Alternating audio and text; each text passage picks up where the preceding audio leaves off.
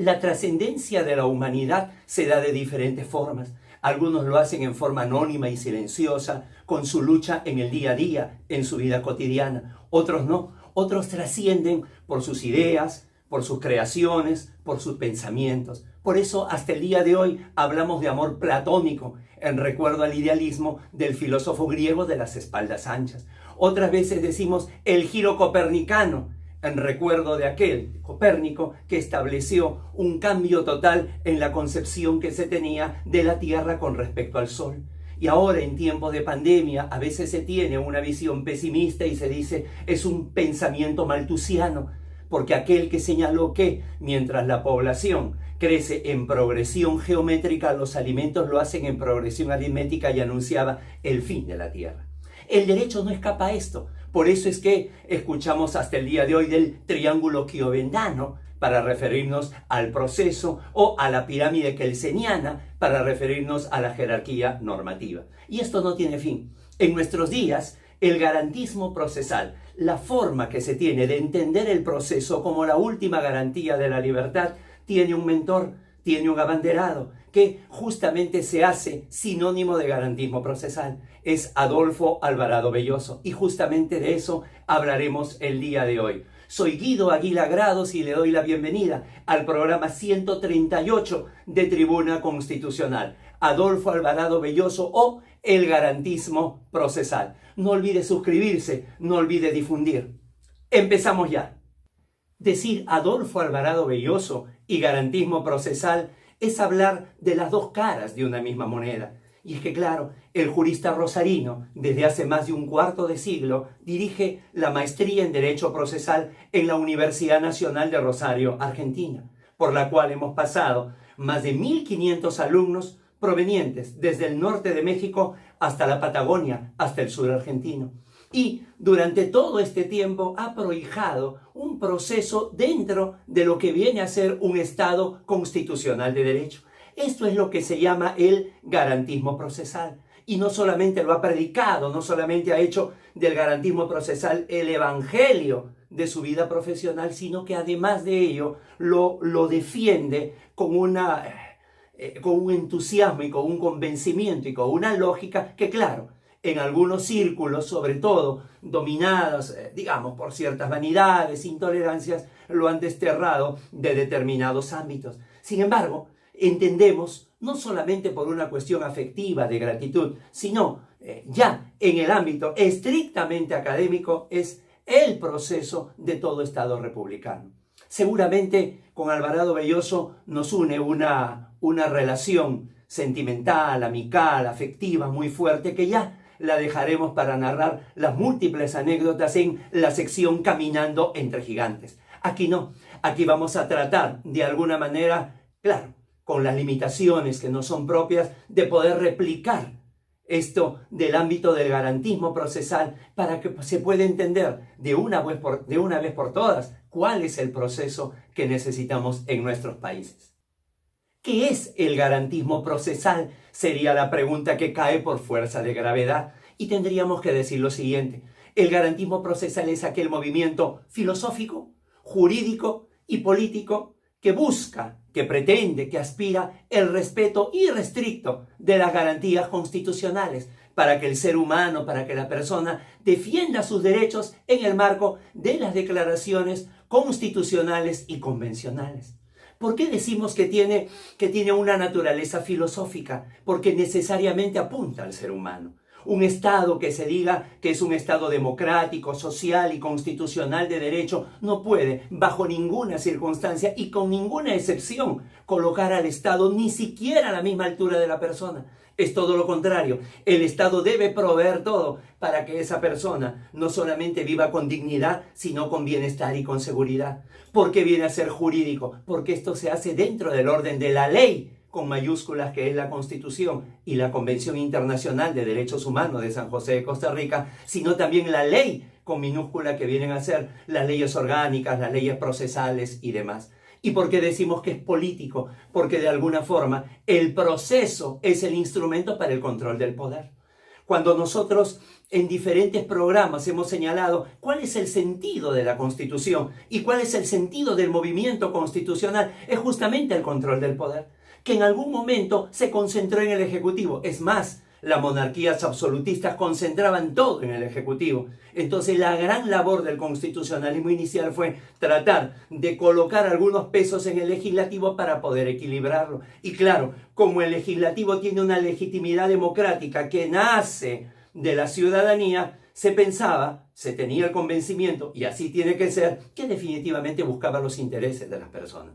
Pero en algunos casos ya se excedió y entonces todo el poder o gran parte del poder se concentró en el poder legislativo. De allí tenemos aquellas circunstancias donde viene la censura de ministros, vienen declaraciones muchas veces de vacancias, es decir, o control que tiene el legislativo sobre el ejecutivo.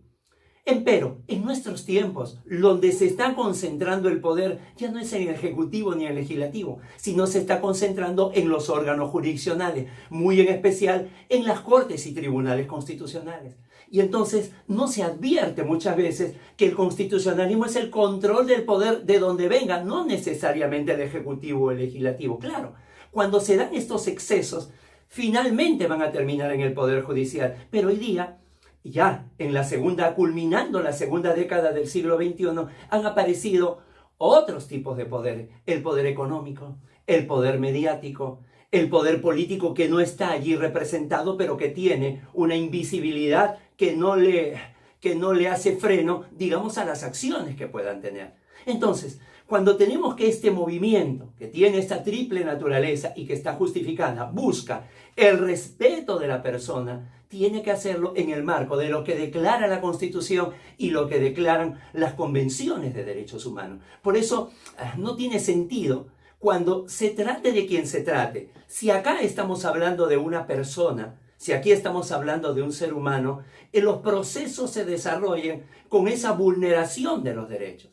Un ejemplo es la opinión que tiene la Comisión Interamericana de Derechos Humanos, en los que ya en reiterados informes ha señalado de que la privación de la libertad, la prisión preventiva durante un proceso penal, tiene que ser la excepción al cuadrado, tiene que ser la excepción de la excepción, y que la regla es que el proceso se siga en libertad, y que ya lo absolutamente razonable como máximo es que la detención, es que la prisión preventiva sea de 18 meses. Como ustedes pueden ver, en diversos países de Latinoamérica, incluido el Perú, parece que todavía esto no se tiene conocimiento y se sigue pidiendo prisiones preventivas de 36 meses, con un argumento siempre, no, es que es un delito complejo, es que es un delito grave, es que esto pertenece a una red. Cuando, señores, se comienzan a hacer las excepciones, entonces se rompe. El Estado tiene las herramientas. Para ello está el Ministerio Público, para ello está la policía, para que en una labor conjunta desarrollen las investigaciones y todo el trabajo para hallar la responsabilidad y la sanción que corresponda, pero siempre con el respeto a la presunción de inocencia.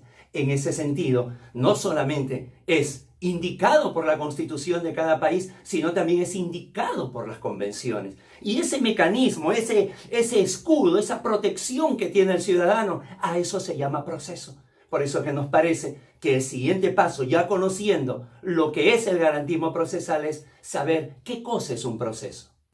Alvarado Belloso, el múltiple doctor honoris causa, define el proceso de la siguiente manera. Dice que es un método de debate lógico que se desarrolla entre dos parciales, que son naturalmente desiguales, pero que evidentemente se igualan ante un juzgador que es absolutamente imparcial. Si nosotros comenzamos a desglosar esta definición, entendemos que, claro, es un método, es un sistema, es un procedimiento de actos consecutivos, de debate, porque son dos partes antagónicas, dos partes que definitivamente antes del proceso seguramente han agotado todas las posibilidades de llegar a un entendimiento. Por eso muchas veces no se entiende el segundo párrafo del artículo 4 del título preliminar del Código Procesal Civil peruano, que exige la buena fe entre las partes. No, esa buena fe, esa confianza se perdió.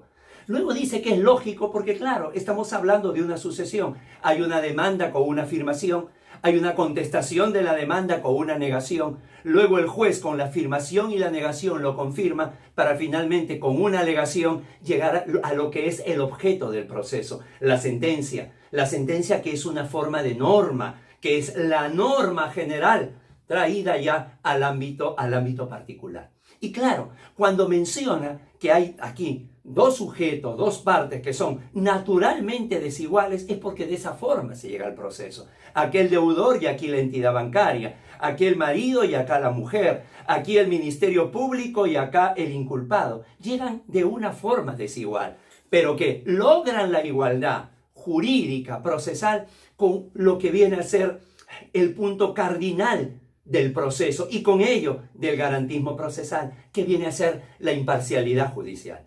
Si esto está garantizada, la imparcialidad judicial, la igualdad jurídica de los parciales es una consecuencia.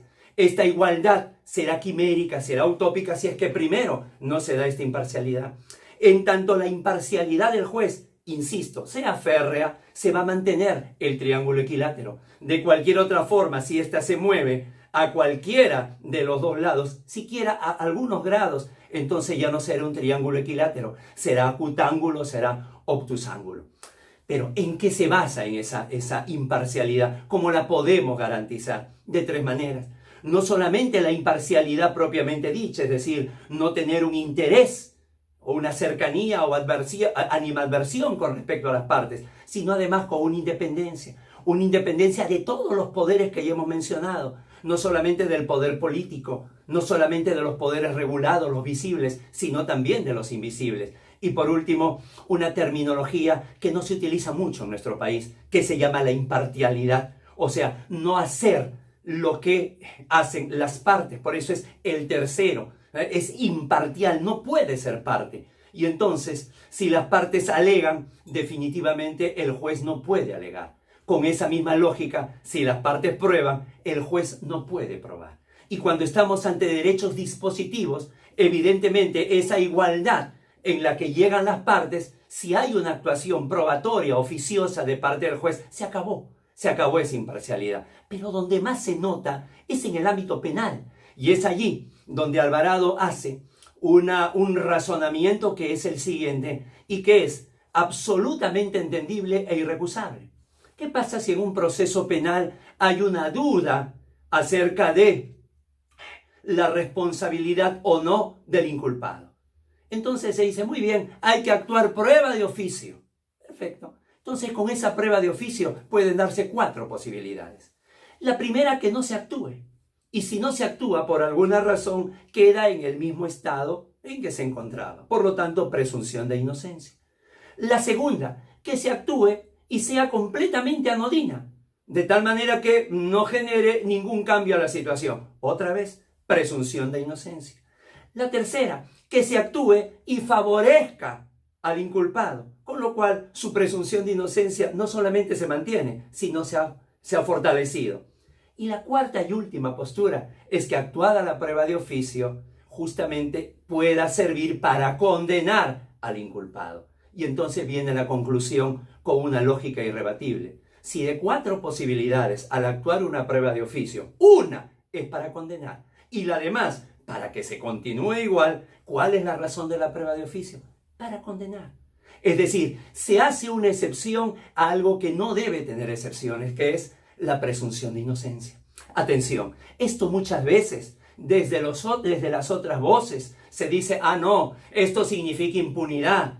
No, esto significa el hecho de que queden sin responsabilidad, sin sanción, sin castigo los que tienen responsabilidad penal. No, eso significa de que el Estado tiene que fortalecer la labor de investigación del Ministerio Público, tiene que darle todas las armas a la policía para que esto se pueda desarrollar. Pero no se puede, por esta, digamos, carencia que pueda tener el Estado, pueda pasarse los costos, pueda trasladarse a la presunción de inocencia. Lo mismo esto ocurre cuando se establece en el ámbito familiar o cuando se establece en el ámbito laboral, cuando se dice, no, el juez tiene que inclinarse hacia la parte más débil, hacia el menor, hacia el trabajador. No, esa imparcialidad no se negocia. Lo que se tiene que hacer, en este caso, con las partes, con el menor, con el trabajador, es que el Estado le tiene que proveer de procuradores preparados, de procuradores competentes para que puedan equilibrar seguramente el triángulo en la parte de la base con la otra parte. En eso es lo que consiste esta imparcialidad judicial, que además de imparcialidad conlleva a una independencia y conlleva a una imparcialidad. Por último, siempre se le pone al otro lado el activismo judicial, que establece medidas como que, para la eficiencia del derecho, para que se logre la justicia, para que se sepa la verdad, entonces vamos a reducir plazos, vamos a crear más juzgados, vamos a duplicar el número de jueces, de auxiliares. Como dijo un intelectual paraguayo, ¿no? El establecer, el pensar que la morosidad judicial se va a culminar con el nombramiento de más jueces, ¿no? Es como cuando se piensa que se va a aliviar el tránsito de las ciudades creando un carril más en las pistas, que es lo mismo que para luchar contra la obesidad habría que aumentarle un agujero más al cinturón. No es así. Es otra perspectiva la que se tiene que hacer. Y jamás a través del proceso se puede desarrollar una política del Estado. Jamás a través del proceso puede desarrollarse una política criminal. Por ello es que más bien el activismo judicial lo que consigue con esta actividad del juez, este juez ya ni siquiera Hércules, ¿no? Es un juez Zeus, el juez todopoderoso, es que muchas veces encontramos jueces que tienen un respaldo popular. Encontramos jueces que son defendidos a veces en marcha, como lo que en su momento pasó con Sergio Moro en Brasil. Ya vimos que terminó de ministro de Justicia, ya vimos cuál ha sido el final en estas últimas semanas. O por ejemplo lo que pasó con Baltasar Garzón en España, que de pronto se sintió el justiciero del mundo y, señores, estableció aquello que fue grabar al procesado con sus abogados, so pretexto de que de alguna manera estaba el interés de la seguridad del Estado de por medio. No es así. El proceso es ese escudo, es ese mecanismo, es ese límite, es esa defensa que garantiza a todas las personas justamente sus derechos a través de lo señalado en la Constitución y en las convenciones. Este es el garantismo procesal, este es el proceso. Y claro, todo esto de acá es una creación total de Adolfo Alvarado Belloso. Señores, hemos llegado al final de esta entrega. Los esperamos en la próxima. No se olvide, suscríbase, difúndalo, que esto hará posible de que Tribuna Constitucional, a través de cualquiera de sus secciones, mínimamente llegue 2 veces por semana a ustedes. Han sido muy amables. Con su permiso.